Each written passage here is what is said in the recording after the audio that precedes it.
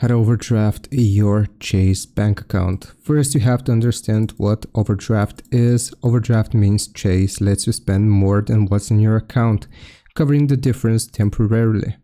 Check your balance first. If your account doesn't have enough money, a purchase or withdrawal might get declined unless overdraft protection is set up. You want to set up overdraft protection. You will link your Chase savings account or credit card to your checking. When your checking runs low, money is automatically transferred to cover it.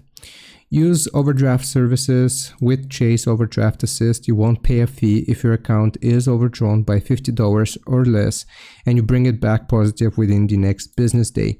If you go beyond that, overdraft fees may apply. You will then make a transaction without enough funds. If protection is enabled, Chase covers it. If not, the transaction might be declined.